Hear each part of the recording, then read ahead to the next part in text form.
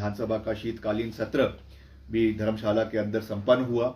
वहां पर भी विपक्ष ने कई जो है मैं समझता हूं बेसलेस मुद्दों के ऊपर डिबेट करी।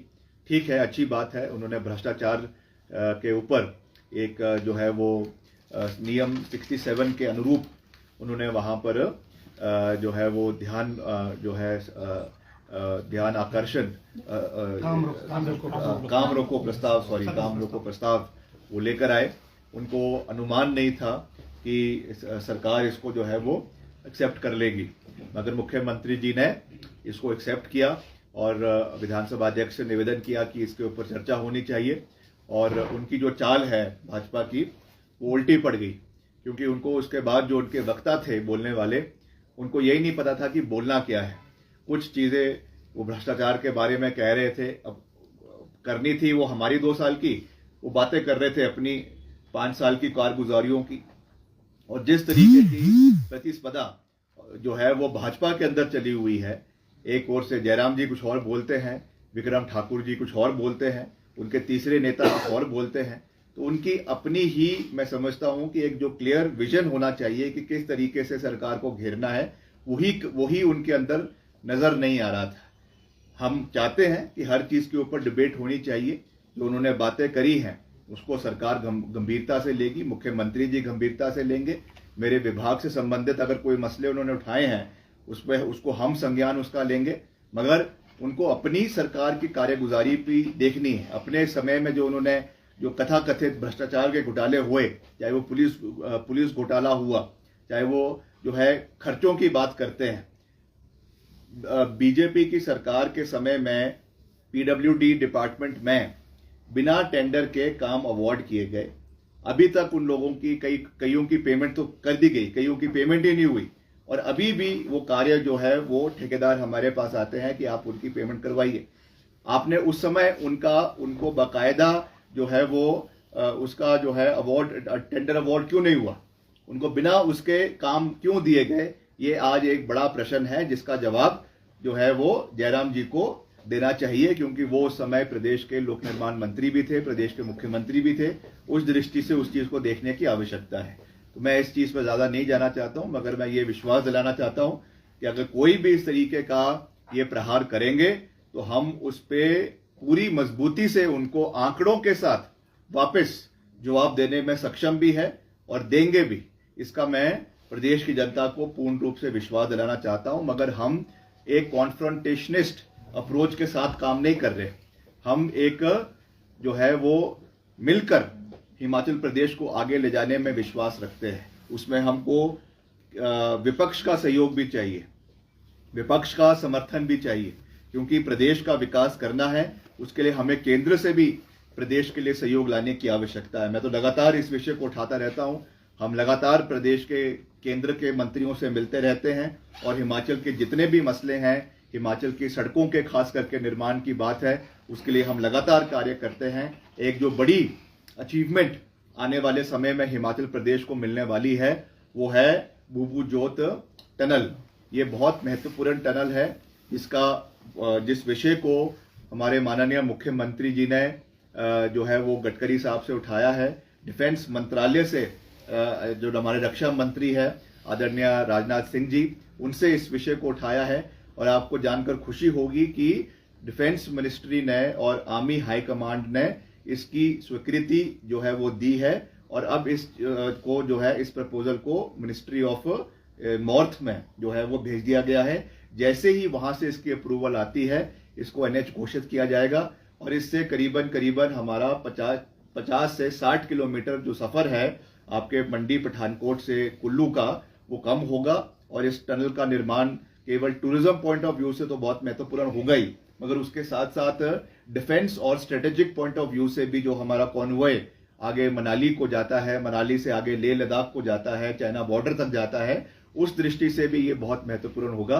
तो इसके लिए हम केंद्र सरकार का समर्थन भी चाहेंगे और आने वाले समय में सहयोग भी चाहेंगे, क्योंकि जो बड़े स्ट्रेटेजिक इंफ्रास्ट्रक्चर प्रोजेक्ट्स होते हैं प्रदेश में, वो केंद्र सरकार के सहयोग के बिना पूरे नहीं हो सकते हैं। इसलिए मैं ये अंत में यही कहूंगा कि हमारी जो अप्रोच है वो एक पॉजिटिव अप्रोच है, सकारात्मक अप्रोच है, जिसमें हमें विपक्ष का समर्थन भी चाहिए। ठीक है, आप कुछ मुद्दों के ऊपर हमारा विरोध करें, हमें कोई आपत्ति नहीं है, मगर जहां तक एक होलिस्टिक प्रदेश के डेवलपमेंट की बात है, सकारात्मक पूरे प्रदेश के मसलों की बात है, उसमें हमको कंधे से कंधा मिलाकर आगे चलना है और हिमाचल प्रदेश को आगे लेकर जाना है। इसी सोच के साथ मैं आप सबका एक बारी फिर से धन्यवाद करता हूँ। सर एक प्रश्न है कि विपक्ष जयराम ठाकुर जी का मानना था कि वीरभद्र सिंह जी कहते थे एक गांव के लिए भी स्कूल खोल दिया जाएगा, हालांकि ये सरकार प्राइवेट स्कूल्स हर जगह पे खुल रहे हैं, बहुत जगहों पे जो है आबादी कम हो रही है। हिमाचल की अगर हम खास रूप से बात करें, आबादी जो है परिवारों की कम हो रही है, उसकी वजह से बहुत सा माइग्रेशन हमको देखने को मिल रहा है। ग्रामीण इलाकों से लोग शहरों में आ चुके हैं, जिसकी वजह से जितना पहले तय मापदंड एक स्कूल के लिए चाहिए होता था, अब वो अवेलेबल नहीं है। इसकी वजह से आज हमारा इंफ्रास्ट्रक्चर है, स्कूल्स है हर जगह पे, ग्रामीण इलाकों में है, दूर दराज के इलाकों में है, मगर उनमें बच्चे उपलब्ध नहीं है। हालांकि टीचर्स वहां पर है, चाहे वो एसएमसी टीचर्स है, चाहे वो जेबीटी है, चाहे वो टीजीटी है, मगर इसको मद्देनजर रखते हुए सरकार ने ये निर्णय लिया है, कैबिनेट में ये फैसला लिया गया है कि हमें क्लस्टर स्कूल्स को प्रदेश के अंदर बढ़ावा देने की आवश्यकता है, ताकि एक जगह में एक स्कूल हो जिसमें सारी शिक्षाएं उपलब्ध हो, सारे जो है स्ट्रीम्स उपलब्ध हो, और उसके साथ साथ जितना हमारा वहाँ का जो एजुकेशनल या फिर जो स्पोर्ट्स का इंफ्रास्ट्रक्चर है वो वहाँ पे उपलब्ध हो। उस दृष्टि से हम आगे बढ़ रहे हैं। इसलिए इसमें कोई स्कूल बंद करने की मंशा नहीं है। मंशा ये है कि जो हमारे एग्जिस्टिंग स्कूल्स है उनको क्लस्टर बना के उनकी क्वालिटी ऑफ एजुकेशन को इम्प्रूव किया जाए, इस दृष्टि से ये किया गया है। और शिक्षा मंत्री जी ने भी इस विषय में बड़े विस्तार पूर्वक कहा गया कि ये केवल हिमाचल में नहीं किया गया है, ये भाजपा शासित राज्य जो है, चाहे वो गुजरात का मॉडल की बात करते हैं, चाहे वो उत्तर प्रदेश के मॉडल की बात करते हैं, आंकड़े मुझे ऐसे याद नहीं है, मगर वहां पर भी हजारों की तादाद में स्कूलों को मर्ज करवाया गया है। और मैं समझता हूं कि हिमाचल में भी ये निर्णय इसी सोच के साथ जो है वो लिया गया है। हिमाचल हितों की आपने बात कही, क्योंकि सदन भी कई बार पॉलिटिकल लाइन पे बढ़ जाता है। विधानसभा स्पीकर ने भी कहा कि एक सत्र ऐसा हो जिसमें राजनीतिक विचारधारा से ऊपर उठकर चर्चा हो, खासतौर पर रिसोर्सेज जनरेशन का सवाल हो, बड़े जो इशू है उस पर एक अलग से सत्र हो। आपका क्या मानना है? मैं तो आपकी बात से बिल्कुल सहमत हूं कि ऐसे विषयों पे कुछ ऐसे विषय होते हैं जिसमें हमें दलगत राजनीति से ऊपर उठकर, जिसको कहते हैं पार्टी लाइन से ऊपर उठकर, हिमाचल के मसलों के ऊपर चर्चा करने की आवश्यकता है। चाहे हम भाजपा से हैं, चाहे हम कांग्रेस से हैं, अल्टीमेटली हम सबका एक ही एजेंडा है कि हिमाचल का विकास होना चाहिए। ठीक है, उनकी पॉलिटिकल आइडियोलॉजी अलग हो सकती है, मगर डेवलपमेंट के लिए हम सबको एक मंच पर आने की आवश्यकता है। इसलिए मुझे लगता है, और ऐसे तो मैं बधाई भी देना चाहूंगा हिमाचल के विधानसभा को, हिमाचल के माननीय विधायकों को, क्योंकि अगर हम और राज्यों के तुलना में देखें, चाहे पंजाब ले लें, चाहे हरियाणा ले लें, वहां पे जो लेजिस्लेटिव डिबेट्स होती है उससे हिमाचल की डिबेट्स कई रूप से जो है वो मुद्दों के ऊपर आधारित होती है। इसलिए ऐसा नहीं है, हिमाचल में मुद्दों के ऊपर बहुत सी बातें होती है, मगर फिर भी जैसा मैंने कहा कि कुछ ऐसे इश्यूज होते हैं जिसपे हमें पार्टी लाइन से हटकर हिमाचल के एजेंडा, हिमाचल के मुद्दों को एक आवाज में उठाने की आवश्यकता है। क्योंकि ये सच है कि हिमाचल एक छोटा सा राज्य है और हिमाचल में केवल 4 सांसद जो है वो केंद्र में जाते हैं, दिल्ली जाते हैं। और ये भी सच है कि लोकतंत्र में, भारत के लोकतंत्र में नंबर जो है वो एक बहुत प्रभाव रखता है। हमारे पास उतने नंबर नहीं है जो देश की राजनीति को प्रभावित कर सके।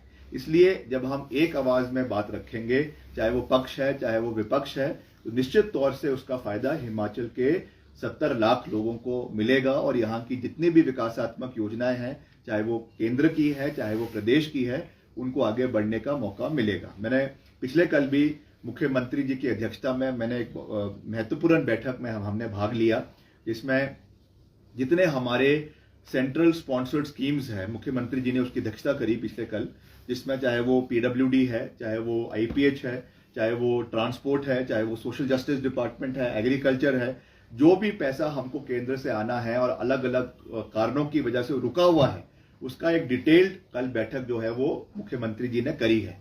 उसमें हमारा पीडब्ल्यूडी का भी मसला है, उसमें एमआईएस का, जो आपका मार्केट इंटरवेंशन स्कीम का करीबन 15 करोड़ रुपए जो हमारे बागवानों को दिया जाता है, वो उसका बकाया भी अभी तक दिल्ली से नहीं आया है। अब ये तो एक बहुत महत्वपूर्ण स्कीम है जो कि कांग्रेस पार्टी के समय में शुरू की गई थी कि जितना हमारा सी ग्रेड का सेब होता है उसको जो है वो MIS के तहत दिया जाता है। मगर अगर उसमें केंद्र का सहयोग हमको नहीं मिलेगा तो हमको मजबूरन आने वाले समय में इस स्कीम के ऊपर सरकार को सोचना पड़ेगा। ये मेरा विभाग नहीं है, इसलिए मैं इस पर ज़्यादा विशेष रूप से बात नहीं करना चाहता हूँ, मगर ये ऐसी बहुत सी स्कीम्स है जो जिसके बारे में कल चर्चाएं हुई। और फिर से मैं अंत में वही कहूंगा कि इनमें हमें विपक्ष का भी सहयोग चाहिए। अगर विपक्ष इस मुद्दे को मिलकर हम केंद्र में उठाएंगे तो निश्चित तौर से हिमाचल के हितों की रक्षा होगी। आपने बर्फ हटाने की बात कही है कि आपकी मशीनरी डिप्लॉयड है, बट हमने ये देखा है कि आपसे ये जानना चाहेंगे क्या हिमाचल में ये संभव है क्या, जैसे विदेशों में बर्फ हटाई जाती है सड़क से ताकि टूरिस्ट बर्फ देखने आए, लेकिन यहाँ पर तो सड़क ही बंद हो जाती है, चाहे आप मनाली की बात करें, शिमला की तो बात हमने मशीनरीज लगाई है ना, इसीलिए तो लगाई है। अभी हमने बल्कि 2 मशीनें अभी हमने एक्सपेरिमेंटल तौर पे 2.5 करोड़ की स्नो ब्लोअर्स भी इस बारी हमने प्रोक्योर किए हैं। एक स्नो ब्लोअर हमने जो है वो आपके रोडू में, जो रोडू सर्कल है वहाँ पे डिप्लॉय किया है, और दूसरा हमने जो है आपका डलहौजी सर्कल है वहाँ पे उसको डिप्लॉय किया है। मगर वो 1 फुट से ऊपर जब बर्फ पड़ती तभी उसका यूज़ होता है, तो अभी बर्फ थोड़ी सी कम है इसलिए JCB का उपयोग किया जा रहा है। तो आने वाले समय में जहाँ पर भी ज़्यादा मात्रा में बर्फ पड़ेगी वहाँ पे इनको भी डिप्लॉय किया जाएगा ताकि सड़कें क्लियर हो, मगर बर्फ जो है वो आसे पासे हर जगह हो। कितनी मैन पावर डिप्लॉय की गई है सर, और क्या छुट्टियां भी रद्द की गई है कर्मचारियों की बर्फबारी को देखते हुए? यानी मैंने कहा है ENC को कि खास करके जो स्नो बाउंड एरियाज है वहाँ के XCNs, वहाँ के जो भी SDOs है, फील्ड स्टाफ है, कम से कम उनको जो है अगले 15-20 दिन तक उनको छुट्टियां रद्द करनी चाहिए। और अगर कहीं बहुत ही एक्सीजेंसी है तो जो है साथ वाले XCN को उसका चार्ज दिया जाए। और मैन पावर तो उसका तो मुझे अभी वो नहीं है, मगर मशीनरी जो है वो मैं कह चुका हूँ पहले कि कितनी हमारी करीबन 268 जो है वो मशीन्स, JCBs, रोवर्स और टिपर रोबोट जो है वो डिप्लॉयड है। सर, नेता प्रतिपक्ष कह रहे हैं कि कांग्रेस जो है अम्बेडकर जी के नाम पर राजनीति कर रही है, क्या कहेंगे इस पे आप? देखिए, कांग्रेस पार्टी ने हमेशा जितने भी दिग्गज रहे हैं, स्वतंत्रता सेनानी रहे हैं, सबका मान सम्मान किया है। और अम्बेडकर जी तो ऐसे पुरुष थे जिन्होंने संविधान बनाने में अपना एक बहुत बड़ा योगदान दिया है। उनको ये नहीं भूलना चाहिए कि हमारी पहली जब कांग्रेस पार्टी की सरकार अंतरिम सरकार बनी थी, और अंतरिम सरकार के बाद जब पहली रिपब्लिक में भी जब सरकार बनी थी 1950 में, उन दोनों सरकारों में जो है वो अम्बेडकर जी को रखा गया। और खास करके जब कॉन्स्टिट्यूशन बनाने में उनका एक बहुत बड़ा योगदान है। उसके बाद एज लॉ मिनिस्टर उनको जो है वो केंद्र की सरकार में, नेहरू जी की सरकार में रखा गया। तो इसलिए हमको भाजपा से जो है वो कोई सर्टिफिकेट अम्बेडकर जी के बारे में लेने की आवश्यकता नहीं है। और क्या सोच जो है भाजपा की अम्बेडकर साहब के बारे में है, वो जिस तरीके की शब्दावली हमारे देश के माननीय गृह मंत्री आदरणीय अमित शाह जी की जो है जो सदन में रही, उससे पता चलता है कि भाजपा अम्बेडकर जी के बारे में क्या सोच रखती है।